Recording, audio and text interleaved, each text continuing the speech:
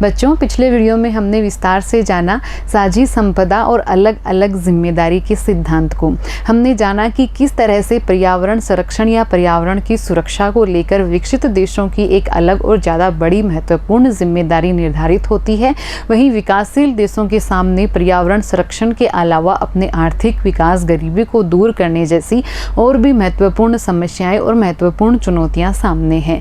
इन सभी बातों के मद्देनज़र रखते हुए किस तरह से पर्यावरण का संरक्षण किया जाए, इस पर बहुत सारे सम्मेलन हैं, बहुत सारे संधि हैं, बहुत सारे समझौते हैं जो कि विश्व राजनीति के मंच पर हुए हैं, होते रहते हैं। और इनको किस तरह से निभाया जाए, किस तरह से इसको प्रक्रिया में लाया जाए, किस तरह से टिकाऊ विकास को अपनाया जाए, ऐसे बहुत सारे मुद्दों पर इस चर्चा को हमने जाना और हमने समझा। अब हम जानेंगे कि इस पर्यावरणीय मुद्दे पर, इस पर्यावरण की विश्व राजनीति पर भारत का क्या दृष्टिकोण है, भारत का क्या पक्ष है, भारत क्या कहता है इस मुद्दे पर, भारत पर्यावरण संरक्षण के लिए किस तरह की और कितनी जिम्मेदारी निभाने का प्रयास करता है। चलिए जानते हैं। क्योटो प्रोटोकॉल और भारत के बारे में हम जानें तो भारत ने 2002 में क्योटो प्रोटोकॉल पर हस्ताक्षर किए थे। भारत, चीन और अन्य विकासशील देशों को क्योटो प्रोटोकॉल की बाध्यताओं से छूट दी गई क्योंकि औद्योगिकरण के दौर में ग्रीन हाउस गैसों के उत्सर्जन में इनका कुछ खास योगदान नहीं है। जैसा कि हमने पिछले वीडियो में भी जाना था कि औद्योगिकरण के दौर में औद्योगिकरण के कारण ही और पर्यावरण को नुकसान पहुंचा और विकसित राष्ट्रों के औद्योगिकरण की इस प्रक्रिया में पर्यावरण को बहुत ज़्यादा नुकसान पहुंचा था। इसीलिए तो साझी संपदा और अलग अलग जिम्मेदारी का सिद्धांत आया था। लेकिन भारत को, चीन को और यहाँ हमने बात की है जो अन्य विकासशील राष्ट्र हैं उनको इस क्योटो प्रोटोकॉल की बाध्यताओं से इसलिए छूट दी गई क्योंकि इन देशों के औद्योगिकरण से कोई बहुत ज़्यादा नुकसान विकसित देशों की तुलना में पर्यावरण को नहीं पहुंचा था। लेकिन आलोचना भी होती है इस बात की कि इन देशों को क्यों इतनी छूट दी गई। आलोचना यह है कि अन्य विकासशील देशों सहित भारत और चीन भी जल्दी ही ग्रीन हाउस गैसों के उत्सर्जन के मामले में विकसित देशों की भांति अगली कतार में खड़े नजर आएंगे। ऐसे में भारत का तर्क है कि विकासशील देशों में ग्रीन हाउस गैसों की प्रति व्यक्ति उत्सर्जन दर विकसित देशों की तुलना में नाम मात्र की है। साझी परंतु अलग अलग जिम्मेदारियों के सिद्धांत के अनुरूप भारत का विचार है कि उत्सर्जन दर में कमी करने की सबसे ज़्यादा जिम्मेवारी विकसित देशों की है क्योंकि इन देशों ने एक लंबी अवधि तक बहुत ज़्यादा उत्सर्जन किया है। भारत ने भी साझी संपदा और अलग अलग जिम्मेदारी के सिद्धांत के अनुरूप ही ये बात कही कि एक बहुत लंबी अवधि तक औद्योगिकरण की प्रक्रिया के दौरान, अपनी प्रौद्योगिकी की प्रगति के दौरान विकसित देशों ने इन ग्रीन हाउस गैसों का बहुत ज़्यादा उत्सर्जन किया है, पर्यावरण को बहुत अधिक नुकसान पहुंचाया है। इसलिए बहुत बड़ी जिम्मेदारी उन देशों की बनती है कि वो इन गैसों के उत्सर्जन पर रोक लगाएं और उन पर ज़्यादा बाध्यताएं आयद की जानी चाहिए। संयुक्त राष्ट्र संघ के जलवायु परिवर्तन से संबंधित बुनियादी नियमाचार के अंतर्गत चर्चा चली कि तेजी से औद्योगिक होते देश जैसे कि ब्राजील, चीन और भारत नियमाचार की बाध्यताओं का पालन करते हुए ग्रीन हाउस गैसों के उत्सर्जन को कम करें। कि इनको अपना औद्योगिक विकास करना है, निसंदेह है ये बात बिल्कुल ठीक है और तेजी से ये राष्ट्र प्रगति कर भी रहे हैं। लेकिन इनको टिकाऊ विकास की नीति अपनानी होगी, अर्थात इस तरह से कार्य करने होंगे, इस तरह से विकास की राह पकड़नी होगी कि पर्यावरण को बहुत ज़्यादा नुकसान इससे ना पहुँचे। भारत इस बात का विरोध करता है। यह बात नियमाचार की मूल भावना के विरुद्ध है। भारत में 2030 तक कार्बन का प्रति व्यक्ति उत्सर्जन बढ़ने के बावजूद विश्व के आधे से भी कम होगा। पर्यावरण से संबंधित भारत सरकार के विभिन्न कार्यक्रम कि भारत सरकार ने पर्यावरण संरक्षण के लिए किस किस तरह के प्रयास किए हैं, कौन कौन से कोशिशें भारत सरकार द्वारा की जा रही हैं। तो नेशनल ऑटो फ्यूल पॉलिसी के अंतर्गत वाहनों के लिए स्वच्छतर ईंधन भारतीय सरकार ने अनिवार्य कर दिया है। 2001 में ऊर्जा संरक्षण अधिनियम पारित हुआ। इसमें ऊर्जा के ज़्यादा कारगर इस्तेमाल की पहल कदमी की गई। 2003 के बिजली अधिनियम में रिन्यूएबल ऊर्जा के इस्तेमाल को बढ़ावा दिया गया है। हाल ही में प्राकृतिक गैस के आयात और स्वच्छ कोयले के उपयोग पर आधारित प्रौद्योगिकी को अपनाने की तरफ रुझान बढ़ा है। भारत ने 2 अक्टूबर 2016 को पेरिस जलवायु समझौते को अनुमोदित किया और पुनर्नवीकृत होने वाली ऊर्जा के सबसे बड़े कार्यक्रमों में से एक भारत में चल रहा है। अर्थात भारत सरकार भी अपने स्तर पर बहुत सारे प्रयास पर्यावरण संरक्षण को लेकर कर रही है, पर्यावरण संरक्षण की दिशा में, पर्यावरण को बचाने की दिशा में कर रही है। साथ ही भारत का ये भी कहना है कि विकसित राष्ट्रों द्वारा विकासशील राष्ट्रों को एक ऐसी स्वच्छ प्रौद्योगिकी मुहैया करवानी चाहिए और साथ ही आर्थिक सहायता भी मुहैया करवानी चाहिए ताकि ये राष्ट्र औद्योगिक विकास कर सकें, लेकिन पर्यावरण संरक्षण का ध्यान रखते हुए, पर्यावरण को संरक्षित करते हुए। साथ ही भारत का ये भी मानना है कि जो शार्क के राष्ट्र हैं तो इन दक्षिण के राष्ट्रों को भी एक साथ एक मंच पर सहमत होकर आना चाहिए पर्यावरण संरक्षण के मुद्दे पर। अर्थात जो भी कोई आपसी मसले हैं, विवाद हैं, मतभेद हैं, उन सबको एक तरफ रख के और पर्यावरण संरक्षण के मुद्दे पर दक्षिण के राष्ट्रों को एक साथ एक साझी रणनीति अपनाकर एक साझा प्रयास करना चाहिए। ये भारत के विचार हैं। अब हम जानते हैं पर्यावरण आंदोलन के बारे में कि पर्यावरण आंदोलन सारे के सारे पर्यावरण आंदोलन जो कि पूरे विश्व भर में चल रहे हैं, इन पर्यावरण आंदोलन के बारे में हम चर्चा करेंगे। और सबसे बड़ी बात है कि ये पर्यावरण आंदोलन किन्हीं सरकारों द्वारा नहीं अपितु स्वयंसेवी संगठनों द्वारा, आम जन द्वारा चलाए गए हैं। पर्यावरण बचाओ आंदोलन, पर्यावरण को बचाने के आंदोलन। देखते हैं पूरे विश्व में सबसे ज़्यादा जीवंत, विविधतापूर्ण और ताकतवर आंदोलन है पर्यावरण आंदोलन। सामाजिक चेतना के दायरे में ही राजनीतिक कार्यवाही के नए रूप जन्म लेते हैं। इनकी जो दृष्टि है वो व्यक्ति को राजनीतिक जीवन को आगे के दिनों में क्या करना चाहिए इस तरफ है। दक्षिणी देशों जैसे कि ब्राज़ील है, मैक्सिको, मलेशिया, इंडोनेशिया और भारत के वन आंदोलनों पर बहुत दबाव है। 3 दशकों से पर्यावरण को लेकर सक्रियता का दौर जारी है। इसके बावजूद तीसरी दुनिया के देशों में वनों की कटाई खतरनाक तरीके से हो रही है।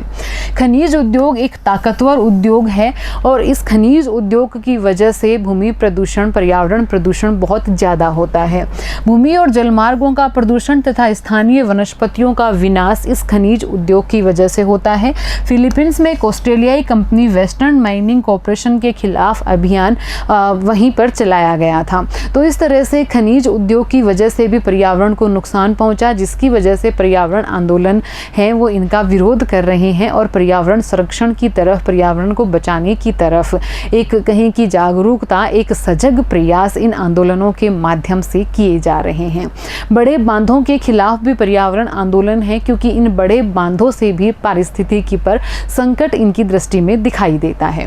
1980 के दशक के शुरुआती और मध्यवर्ती वर्षों में विश्व का पहला बांध विरोधी आंदोलन दक्षिणी गोलार्ध में चला।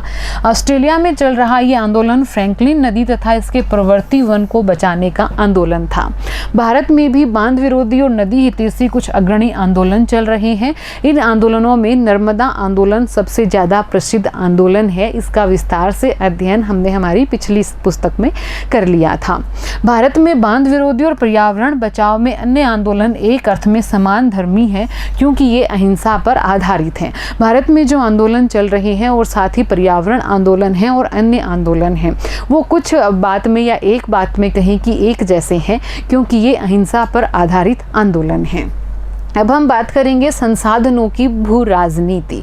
यूरोपीय ताकतों के विश्वव्यापी प्रसार का एक मुख्य साधन और मकसद रहे हैं संसाधन। हम जानते हैं कि यूरोपीय राष्ट्रों ने अन्य देशों को अपना उपनिवेश बनाया था। हमारा भारत भी एक उपनिवेश था। तो इन राष्ट्रों को उपनिवेश बनाने का कारण भी था कि अपना जिस राष्ट्र को इन्होंने अपना गुलाम बनाया है, उपनिवेश बनाया है, वहाँ के संसाधनों का दोहन करना और उन संसाधनों का अपने हित में उपयोग करना। संसाधनों को लेकर राज्यों के बीच तानातानी हुई। संसाधनों से जुड़ी भू राजनीति को पश्चिमी दुनिया ने ज़्यादातर व्यापारिक संबंध, युद्ध और ताकत के संदर्भ में सोचा।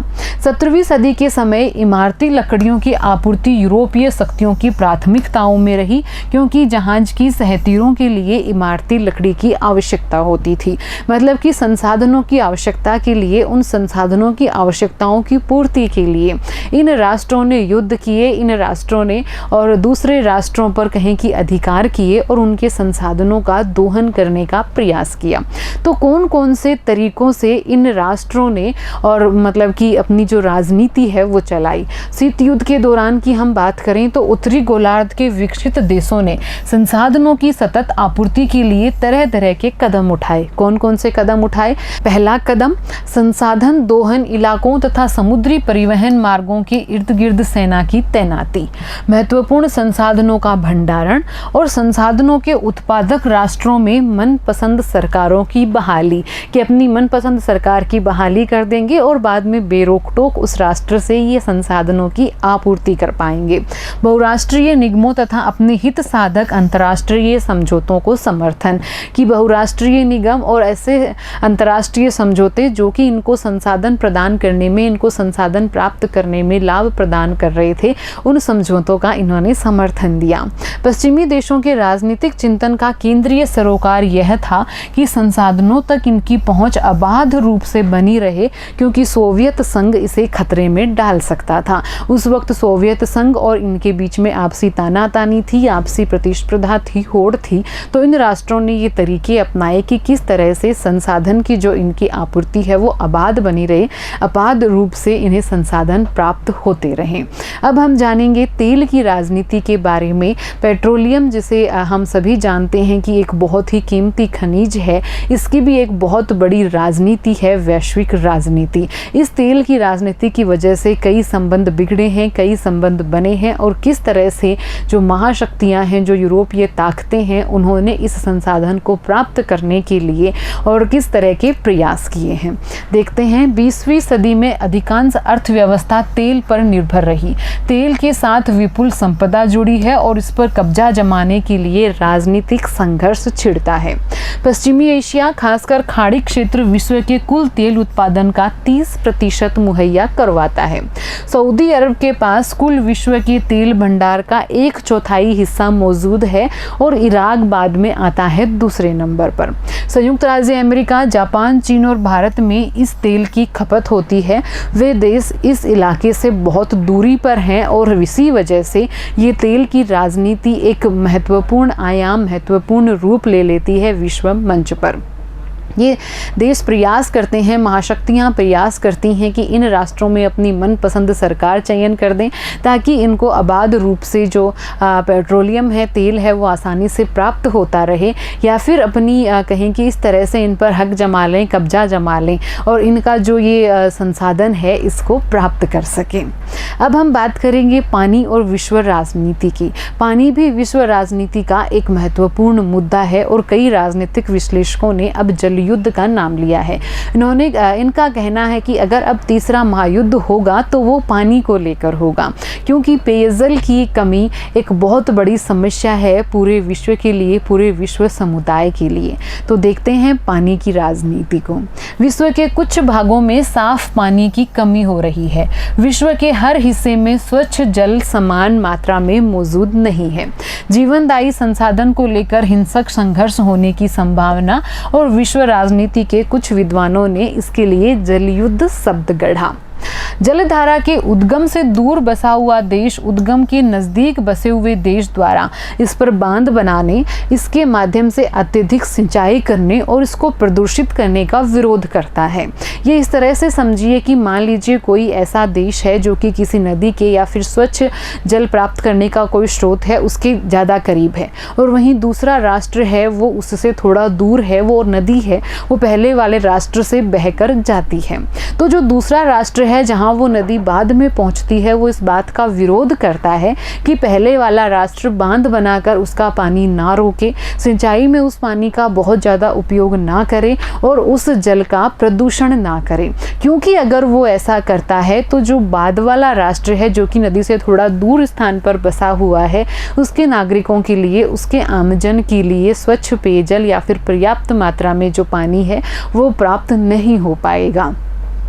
क्योंकि इससे दूर बसे हुए देश को पानी मिलने वाली मात्रा कम होगी। देशों के बीच स्वच्छ जल संसाधनों को हथियाने या उनकी सुरक्षा करने के लिए हिंसक झड़पें हुई हैं। 1950 और 1960 के दशक में इजराइल, सीरिया और जॉर्डन के बीच संघर्ष हुआ और तुर्की, सीरिया और इराक के बीच फरात नदी पर बांध के निर्माण को लेकर तनाव है। तो इस तरह से हमने देखा कि किस तरह से पानी को लेकर भी आपसी राष्ट्रों में विवाद है, तानातानी है। अब हम जानेंगे विभिन्न राष्ट्रों में बसे मूलवासी और उनके अधिकारों के बारे में। आखिर कौन है ये मूलवासी? मूलवासी वो लोग हैं जो कि किसी जगह पर, किसी राष्ट्र में बड़े लंबे समय से रहते आ रहे हैं। बड़े लंबे समय से वो वहीं पर रह रहे थे, लेकिन अब उनके साथ समस्या क्या आई? उनके साथ समस्या ये आई कि दूसरी जातियाँ या दूसरी संस्कृति के लोग हैं वो वहाँ आ गए और उन्होंने उन मूलवासियों को अपना गुलाम बना लिया। लेकिन जो दूसरी जाति के लोग आए वो अपनी ही संस्कृति, अपने ही राष्ट्र की सभ्यता, अपने ही तौर तरीकों को अपनाना चाहते थे, मानना चाहते थे। और इसी से खड़ी होती है समस्या। कैसी है ये समस्या? क्या हो सकते हैं इसके समाधान? चलिए जानते हैं। मूलवासियों का सवाल पर्यावरण, संसाधन और राजनीति को एक साथ जोड़ता है। कहीं ना कहीं पर्यावरण की क्षति, कहीं ना कहीं पर्यावरण को नुकसान और विश्व राजनीति और संसाधनों की राजनीति, इन सब मसलों में मूलवासी भी इनसे जुड़े हुए हैं। इनके जीवन यापन पर प्रभाव पड़ता है, इनके पर्यावासों पर प्रभाव पड़ता है, इनकी संस्कृति पर प्रभाव पड़ता है और इसीलिए इनका मसला भी विश्व राजनीति का एक महत्वपूर्ण मसला हो जाता है। संयुक्त राष्ट्र संघ ने 1982 में इनकी एक परिभाषा दी। इन्हें ऐसे लोगों का वंशज बताया जो किसी मौजूदा देश में बहुत दिनों से रहते चले आ रहे थे। फिर कभी किसी दूसरी संस्कृति या जातीय मूल के लोग विश्व के दूसरे हिस्से से उस देश में आए और उन लोगों को अपना अधीन बना लिया। किसी देश के मूलवासी आज भी उस देश की संस्थाओं के अनुरूप आचरण करने से ज़्यादा अपनी परंपरा, सांस्कृतिक रिवाज तथा अपने खास सामाजिक आर्थिक ढर्रे पर जीवन यापन करना पसंद करते हैं कि इन मूलवासियों को गुलाम बनाया गया। लेकिन जो संस्था, लेकिन जो कहें कि समुदाय या फिर जाति शासन कर रही है उसके अनुरूप अपने आप को ढालने की बजाय ये मूलवासी अपनी संस्कृति, अपनी परंपरा को बनाए रखना, उसके अनुसार आचरण करना ज़्यादा पसंद करते हैं। यहाँ हम देख पा रहे हैं विभिन्न देशों में मूलवासियों की संख्या। जहाँ फिलीपींस की बात करें तो वहाँ पर कोर्डिलेरा क्षेत्र में 20 लाख मूलवासी हैं। वहीं चिले में मापुसो नामक मूलवासियों की संख्या 10 लाख है। बांग्लादेश के चटगांव पर्वतीय क्षेत्र में 6 लाख आदिवासी हैं। उत्तरी अमेरिकी मूलवासियों की संख्या 3,50,000 है। उत्तरी सोवियत में 10 लाख मूलवासी हैं और पनामा नहर के पूर्व में कुना नामक मूलवासी 50,000 हैं। तो यहाँ ये मूलवासियों की संख्या आप देख पा रहे हैं कि पूरे विश्व के अंदर कितने सारे मूलवासी हैं जो कि अपने अपने राष्ट्रों में रह रहे हैं। और इनकी समस्या क्या है, इनकी समस्या क्या है, इनकी परेशानियाँ देखते हैं कि विश्व बरादरी में ये बराबरी का दर्जा पाने की मांग रखते हैं। सरकारों से मांग की जाती है कि इन्हें मूलवासी कौम के रूप में अपनी स्वतंत्र पहचान रखने वाला एक समुदाय माना जाए। मूलवास स्थान पर हक की दावेदारी का ये जुमला एक प्रचलित है कि हम यहाँ अनंत काल से रहते आ रहे हैं, इसलिए ये जो भूमि है, इसलिए ये जो जगह है, ज़मीन है, इस पर हमारा हक होना चाहिए। विश्व के विभिन्न स्थानों पर मूलवासियों की जमीन और उस पर आधारित जीवन प्रणालियों के बारे में विश्व की दृष्टि एक जैसी है कि विश्व में जितने भी मूलवासी हैं वो इस बात की मांग करते हैं कि उन्हें एक स्वतंत्र समुदाय के रूप में पहचान मिलनी चाहिए। और क्योंकि वो अनंत काल से उस स्थान पर, उस जगह पर रहते चले आ रहे हैं, तो उन्हें उस पर हक प्राप्त होना चाहिए, उनका अपना हक उन्हें मिलना चाहिए। भारत में मूलवासियों की बात करें तो भारत में मूलवासी के लिए अनुसूचित जनजाति या आदिवासी शब्द का प्रयोग किया जाता है और भारत की कुल जनसंख्या का ये 8% है। अधिकांश अपने जीवन यापन के लिए खेती पर निर्भर हैं और सदियों से ये लोग बेधड़क जितनी बन पड़े उतनी जमीन पर खेती किया करते थे। लेकिन ब्रितानी औपनिवेशिक शासन से इनका सामना बाहरी समुदायों से हुआ और जब इनका सामना बाहरी समुदायों से होता है और जो विकास होता जाता है, विकास की कीमत इन्होंने चुकाई थी, अब खेती के लिए इनको वो ज़मीन नहीं मिल पाती है। साथ ही विभिन्न विकास परियोजनाओं में जब विस्थापितों की बात आती है तो इनकी संख्या उन विस्थापित होने वाले लोगों में सबसे ज़्यादा है। तो ये वो कहें कि मूलवासी हैं जिन्होंने विकास की सबसे ज़्यादा कीमत चुकाई। राजनीतिक प्रतिनिधित्व के लिहाज से इनको संवैधानिक सुरक्षा हासिल है। ये बात हम सभी जानते हैं कि भारतीय संविधान ने इनको संवैधानिक सुरक्षा प्रदान की है। देश के विभिन्न विकास का लेकिन इन्हें लाभ नहीं मिल पाया। विकास परियोजनाओं के कारण इनको विस्थापित होना पड़ा और एक बड़ी कीमत विकास की इन्हें चुकानी पड़ी। लेकिन अंतर्राष्ट्रीय राजनीति में हम मूलवासी समुदाय के अधिकारों से जुड़े मुद्दों के बारे में बात करें तो 1970 के दशक में विश्व के विभिन्न भागों के मूलवासियों के नेताओं के बीच संपर्क बढ़ा। इससे इनके साझे अनुभवों और सरोकारों को एक शक्ल मिली। संयुक्त राष्ट्र संघ में सबसे पहले इस परिषद को परामर्शदायी परिषद का दर्जा दिया गया। इसके अतिरिक्त आदिवासियों के सरोकारों से संबंध 10 अन्य स्वयंसेवी संगठनों को भी ये दर्जा दिया गया। तो जो मूलवासियों की मांगे हैं, मूलवासियों के अधिकार हैं, उनको विश्व मंच पर रखने के लिए अब विभिन्न प्रकार के संगठन, विभिन्न प्रकार की संस्थाएं हैं वो सामने आई हैं। लेते हैं प्रश्न संख्या 1, संयुक्त राष्ट्र संघ ने मूलवासी की क्या परिभाषा दी? संयुक्त राष्ट्र संघ ने मूलवासी की क्या परिभाषा दी? अभी हमने जाना। इसको आंसर करना है आपको अच्छे से कि क्या संयुक्त राष्ट्र संघ ने मूलवासी की परिभाषा दी और क्या समस्याएं हैं इन मूलवासियों की, क्या मांगे हैं। प्रश्न 2, पर्यावरण से संबंधित भारत सरकार के कौन कौन से कार्यक्रम हैं? भारत सरकार के बहुत सारे विभिन्न कार्यक्रम हैं। कुछ का हमने यहाँ अध्ययन किया है, चर्चा की है, जो कि हमारी पुस्तक में थे। इसके अतिरिक्त भी आप इंटरनेट पर सर्च कीजिए और कौन से कार्यक्रम हैं जो कि भारत सरकार पर्यावरण संरक्षण के लिए चला रही है, और उन सभी कार्यक्रमों की एक सूची बनाइए।